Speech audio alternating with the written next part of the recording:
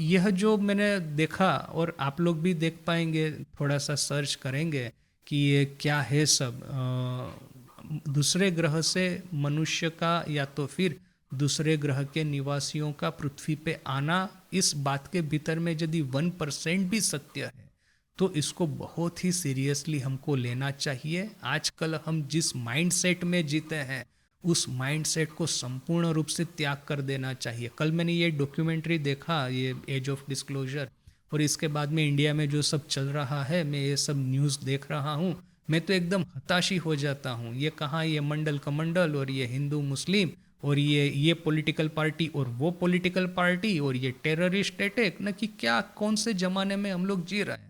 यदि मैंने ये उस समय भी ऐसा ही हुआ था, मैंने जो भारत पे जब विदेशी आक्रमण चालू हुए थे, हम भी लोग ये नात जात की ये जो उसमें ऐसा फंसे हुए थे। स्वामी जी कहते हैं ना कि ये दाएं हाथ से ये पानी पीना है ना कि बाएं हाथ से ये सर के ऊपर में तिलक लगा रहे हैं, वो सीधा करके लगाना है कि टेढ़ा करके लगाना है। ये जो शंख चक्र गदा पद्म, पद्म चक्र शंख गदा, स्वामी जी कहते हैं ऐसा ही करते रहे हैं हम लोग। और इसी में ये विदेशी आक्रमणकारी है, हम पे आक्रमण करके हमको गुलाम बना करके हमारा शोषण कर रहे हैं। और शोषण होने के बाद में भी हम लोगों को अकल नहीं आती। ये पता नहीं ये भारतीय लोगों का क्या डीएनए है कि 1000 साल की गुलामी के बाद में भी हम लोगों को ये अकल नहीं आती कि यह सब चीज़ों को ट्रांसेंड करके नेशनल रिजुवेनेशन जो है, भारतीय जो शक्ति है, उसको कहाँ से कहाँ ले जाना है।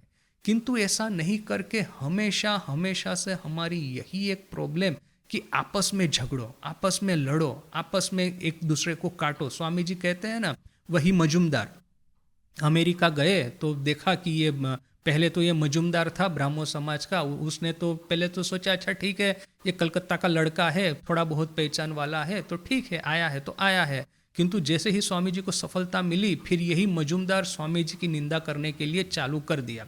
ये जो हम इस सप्ताह जो देखेंगे स्वामी जी का my plan of campaign lecture from Colombo to Almora में से, देखिए स्वामी जी ने प्रारंभ में ही कहा ये जितनी भी रिफॉर्म सोसाइटी वाले हैं, ये थियोलॉजिकल सोसाइटी वाले हैं, ये ब्राह्मण समाज का ये मजुमदार है, इन लोगों ने क्या किया है, प्रत्येक क्षण प्रत्येक पग फुट स्टेप पे मेरे रास्ते में उन्होंने विघ्न खड़ा करने के अलावा और कुछ नहीं किया है। ना ही मुझे हेल्प की है, हेल्प तो नहीं ही की, बस मेरे रास्ते पे विघ्न खड़ा किया है। तो यह जो अपना माइंडसेट है कि अपना एक भाई अच्छा कर रहा है, ईर्ष्या, स्वामी जी कहते हैं कि भारत का एक जो बहुत बड़ा प्रॉब्लम वो है ईर्ष्या। आज कोई भी कुछ भी अच्छा कर रहा है तो उसको तोड़ने के लिए, उसकी निंदा करने के लिए, उसका चरित्र हनन करने के लिए सब लोग होके तैयार हो जाएंगे। क्यों? क्योंकि वो हमसे आगे निकल जाएगा तो फिर हम लोगों का क्या होगा।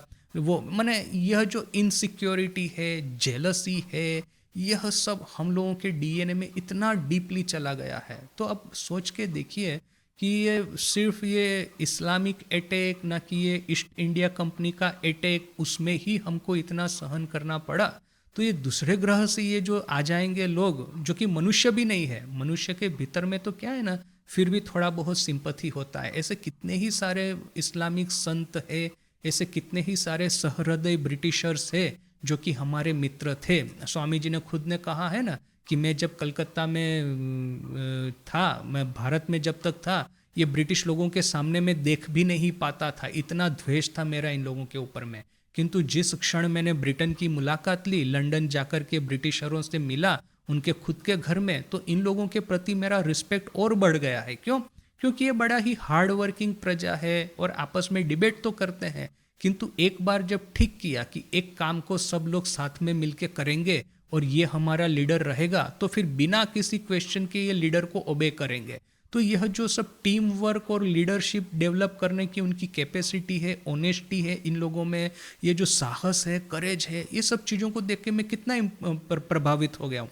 यह बात स्वामी जी इसी ब्रिटिशरों के बारे में कहते हैं। तो देखिए कि ये मुस्लिम थे ना कि ये ईस्ट इंडिया कंपनी वाले थे तो मनुष्य ही थे, तो इंसान ही हमारे साथ में यदि हमारा शोषण भी किया है तो हमारे साथ में मित्रता भी की है। हमको एक तरह से हमारे से छीना है तो दूसरे हाथ से दिया भी है। किंतु ये जो एलियन है जिसके साथ में हमारा कहीं पे किसी भी तरह का कोई भी एक कल्चरल, लिंग्विस्टिक, ह्यूमनिस्टिक कॉन्टेक्ट नहीं रहने वाला है, वे लोग यदि शोषण करेंगे तो हमको पूरा खत्म ही कर देंगे। सो ये जो समय है, आज हम जिस क्रॉस रोड पे खड़े हैं, मुझे ऐसा लग रहा है कि we should forget all this, अपना जो छोटा मोटा झगड़ा वगैरह है। और सिर्फ भारत ही क्यों, दुनिया के जितने भी देश है, सबको अभी इकट्ठा होकर के अपने ये जो छोटे मोटे झगड़े हैं उसको भूल करके हम सबको एक साथ में कुछ ना कुछ डेवलप करना होगा, यदि ये बात सच है। क्योंकि इवन 1% भी ये सब चीज़ों में सच होगा तो भी देखिए कि हमारे सामने कितना बड़ा खतरा है। आज वो हमारी न्यूक्लियर साइट पे आकर के, हमारी अर्थात कि अमेरिका की ये तो अमेरिका की न्यूक्लियर साइट पे खड़े रह करके ये एलियन है, वो उनके न्यूक्लियर वेपन है, उसको वो कंट्रोल कर सकते हैं, तो ये लोग और क्या नहीं कर सकते। तो दैट इज़, भविष्य को हमको सोचना होगा यदि इस बात में थोड़ा सा भी दम है तो ये सब मैं कल सोच रहा था कि कहाँ, देखिए कि ये अनंत आकाश है, ब्रह्मांड है, इस ब्रह्मांड में कितनी पॉसिबिलिटीज़ है, इतना सब कुछ है जिसके की बारे में अभी तक हम लोगों ने कुछ सोचा ही नहीं है। ये जो दिन प्रतिदिन के झगड़े, ये दिन प्रतिदिन के हमारे द्वेष, ईर्ष्या, ये सब जो है उसी को लेके हम लोग बैठे हुए हैं। यदि हम लोगों के पास में एक विजन नहीं होगा ना, तो सही में कि सभ्यता को आगे बढ़ाना मुश्किल है।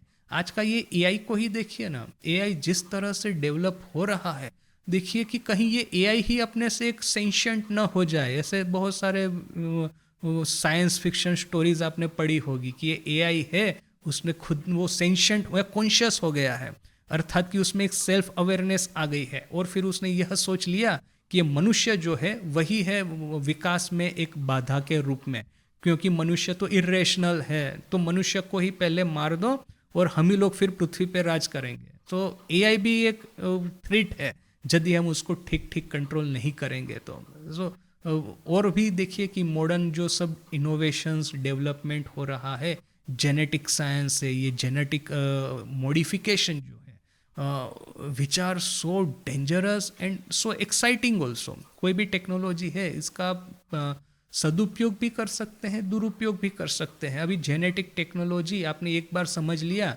कि ये जीन है, ये जीन है आंखों का कलर बदल सकता है, तो मैं अभी, मुझे इस तरह का बच्चा चाहिए जिसकी आंखों का कलर ब्लू हो, तो मैंने डॉक्टर को जाके कहा कि ये मेरा डीएनए है, तो ये डीएनए में से इस तरह के मॉडिफिकेशन कर दो कि ब्लू आई बच्चा मुझे मिले। तो अभी तक तो यहाँ तक तो पहुँचे हैं। अभी बाद में ऐसा हो रहा है कि बचपन में डीएनए के भीतर में ही हम लोग देख लेते हैं कि ये भविष्य में इसको कैंसर होने वाला है कि नहीं। कैंसर का जीन यदि है जो कि वारसा में आता है, तो उस कैंसर के जीन को काट दो, उसको मॉडिफाई कर दो।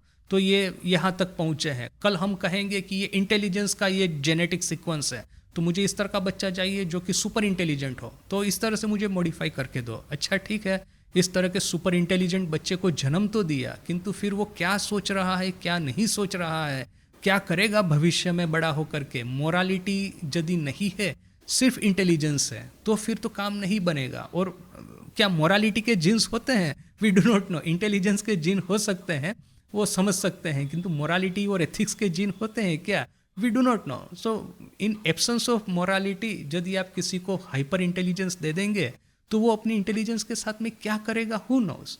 ऑल ऑफ दिस एडवांसमेंट आजकल जो हम देख रहे हैं, अभी किसी ने एक जगह पे मैंने पढ़ा कि आज के जो पब्लिश जो एआई मॉडल है, GPT 5.1 की ये जो जेमिनी 3, जो भी आजकल जो फ्रंटियर लेवल के पब्लिश्ड एआई मॉडल, तो ये तो उन्होंने जनरल पब्लिक के लिए दिए हैं, विच इटसेल्फ लुक्स सो एडवांस। अभी वे लोग अपनी खुद की लैब में कितना एडवांस मॉडल के साथ में वो काम करते होंगे, किसको पता, जिसको कि उन्होंने अभी तक हमको रिलीज नहीं किया है पब्लिक में। तो उनके खुद के जो सीक्रेट मॉडल होंगे वो कितने एडवांस होके जस्ट इमेजिन। सो माने आर्टिफिशियल इंटेलिजेंस, ये फिर ये जेनेटिक मॉडिफिकेशन, फिर ये जो extra terrestrial intelligence, these are topics, these are subjects कि जिसके ऊपर में हमको सोचना चाहिए। और देखिए अगेन, जो लोग ठाकुर माँ स्वामी जी को, वेदांत को फॉलो करते हैं, हमारे पास में वो फ्रेमवर्क है यह सब समझने के लिए, ये सब का उत्तर देने के लिए। ठाकुर के विजन,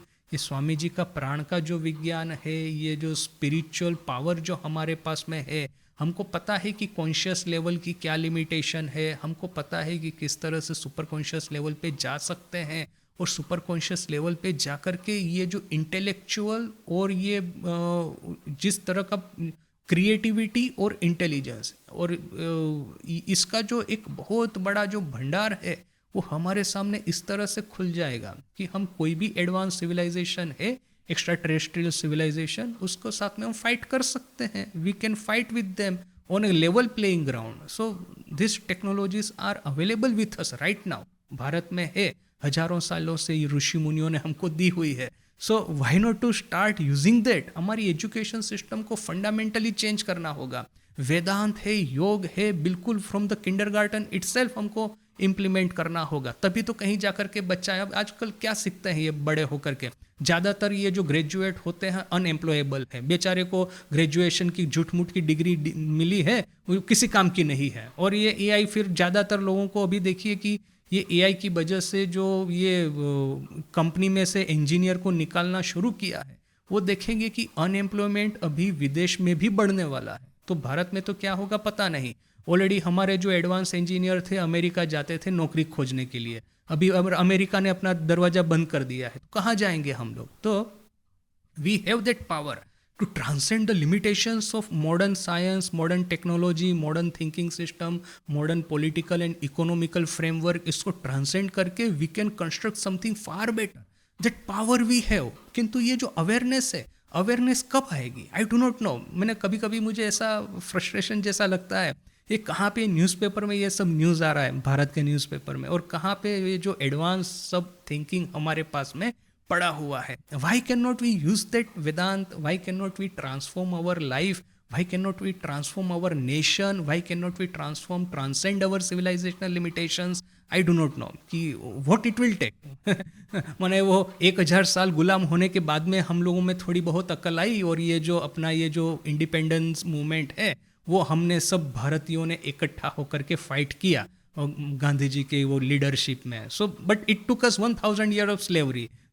पता नहीं कि वो फिर से ऐसा कौन सा लीडर प्रकट होगा, और कितना ही हमको सफ़र करना पड़ेगा कि हम सभी लोग अपने जो छोटे छोटे ये जो डिफरेंसेस है इसको भूल करके for the sake of national rejuvenation सब कुछ फेंक करके अपनी पूरी एनर्जी लगाए, एक फ्रेमवर्क बनाए, पॉलिटिकल, सोशल, इकोनॉमिकल, एक ऐसा फ्रेमवर्क बनाए, एजुकेशन सिस्टम एक इस तरह से क्रिएट करे विच कैन टेक अस. आज जो भारत की परिस्थिति है, ये $3000 पर कैपिटा जो अपना जीडीपी है, उससे कहाँ हमको ऊपर ले जाए. All this potential we have. किंतु जैसे स्वामी जी ने कहा ना कि India has the greatest of philosophy but the worst of implementation. तो कब हम इस नींद से जगेंगे? I do not know. ऐसा एलियन का 1-2 अटैक होना चाहिए तो फिर थोड़ा हम हो सकता है कि नींद से जग पाए. सो दैट इज, मैं ये सब सोच रहा था.